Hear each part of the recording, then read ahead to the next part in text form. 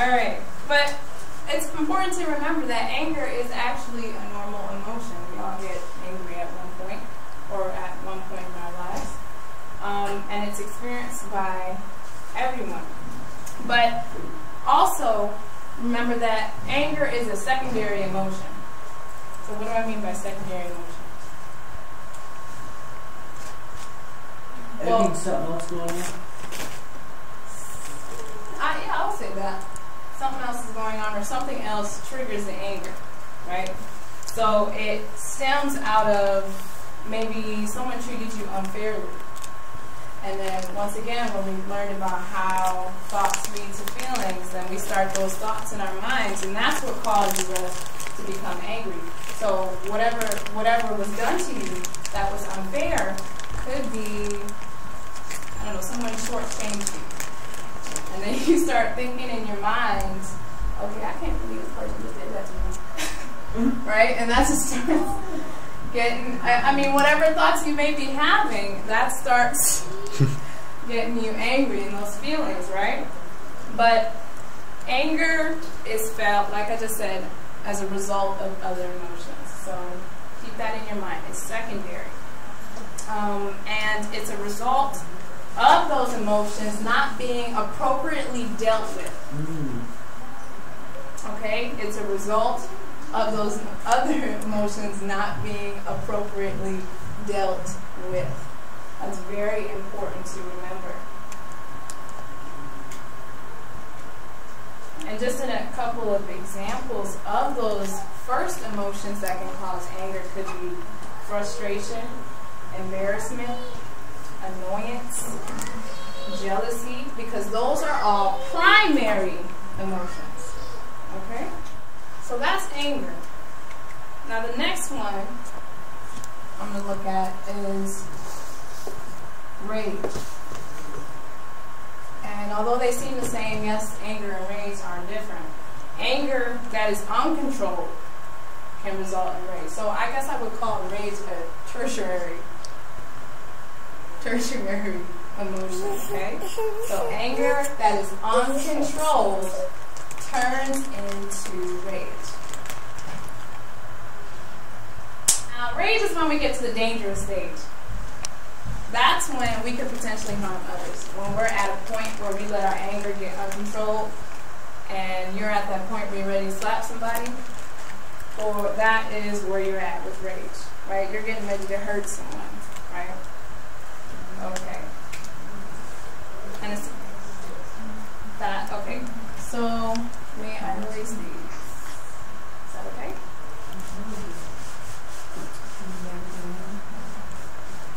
Oh, everybody gets angry. Alright. But the point is, I mean, although everybody gets angry, the point is we want to learn how to control it. Right? And we'll get into it a little bit later, how we respond to our feelings. Okay, so the next one is jealousy. Okay? And now people experience this emotion for many, many reasons. But one thing is for sure, that jealousy left uncontrolled, can also be dangerous. Right? People's reputations have been damaged because of jealousy. In the cases, I guess, in high school situations or school situations, people's reputations have actually been damaged because of jealousy. And some people have been hurt, and other people, taking it to an extreme level, have been murdered because of jealousy. Okay? Does anybody need to repeat that? Alright. Now the last one is very complicated to explain. So we might need to take some time on this. And that one may be a positive emotion. What is that? Love. That's a very complicated thing to explain. But many people may misunderstand love because of the way it's portrayed in movies and romance or television media, all the things. Love is pretty much misunderstood to But a way to describe it would be maybe an intense affection for another. And as you've seen on the list, love can also be a feeling of strong concern for someone or something arising out of care. Okay, but to explain love as an intense sexual desire for someone is another thing, right? Although there are various definitions of love, this emotion, if not handled properly, so we even have to handle positive emotions properly, or they can become potentially harmful if left uncontrolled. But let me see, I lost my place here.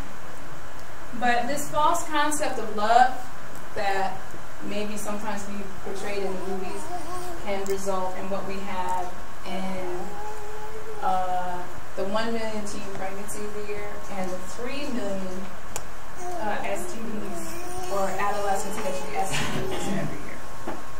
Okay? But it's important to remember that when characters are matched, when we base this, I guess, emotion off of positivity, building a positive character and positive character development, there's typically no issues with it. Does that make sense? Okay, so like I said, love is kind of a complicated thing. So you understand. So true love is a bond of mutual trust, interest, and deep caring for another. True lasting love is based on the principles of moral character you are learning in this course. It takes time for a bond like this to form between people, and get to know someone through conversation, whether you're under adult supervision or you are adult yourself, which most of us are in. Moving in with a person or having premarital sexual relations with them is not a way to find out if you're compatible for life together. A person without moral values can cause anguish to a person who's trying to develop that positive character. Same thing with a mind who's not mentally on peace can cause anguish to someone whose mind is on peace.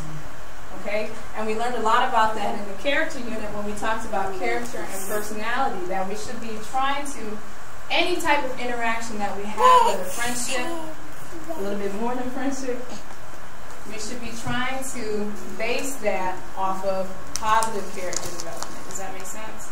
Not compatible personalities. Base it off of what again? Positive character. Explain what character and personality is. Oh, I'm sorry. For those who weren't here for the character unit. Character basically is a combination of our morals and beliefs, and it dictates how we behave and treat others and ourselves, right? And what we're shooting for here is to have that positive development, where we actually respect all life, we make positive moral choices, and we talked about last week what morals were, that not necessarily tied with something in a religious sense, but tied with basically just rules that govern how we behave. So like we talked about last week, do not steal is in the Bible, of course, but who in this room would want to be stolen from or experience that? It's very important that we get a control on all these emotions so that we avoid acting impulsively and doing something that we'll regret later on. Okay? All right. Now, emotions are not just skin deep. Okay? I'm going to erase this. Not just skin deep. Now, another reason why we should get a handle on, especially negative emotions like you were saying, is because they can affect us physically and mentally. Okay? So whether they're negative or positive, they are very, very, very powerful. Just just like how last week we talked about, our thoughts were very, very powerful because they lead to those feelings and lead to our behaviors. Okay? Now, physically, emotions can cause us to experience intense reactions within our body. So, no wonder if sometimes when we get angry, our face may flush red depending on how light you are. And, you know, we may feel, I know me personally, before I've gotten a headache, I've gotten a severe headache, or you may feel like shaking. Like there's so many ways that physically you react to certain emotions, and that's just maybe anger or something like that. But like say, for example, also when you get embarrassed or maybe nervous or something like that, you feel butterflies in your stomach, maybe you get, you may start sweating, right? I mean, this can all affect us physically. So no wonder that emotions left unchecked can wear us down, okay? Once again, emotions left unchecked can really, really wear us down. So emotions such as anger, anxiety, fear, guilt, and jealousy, stress, or tension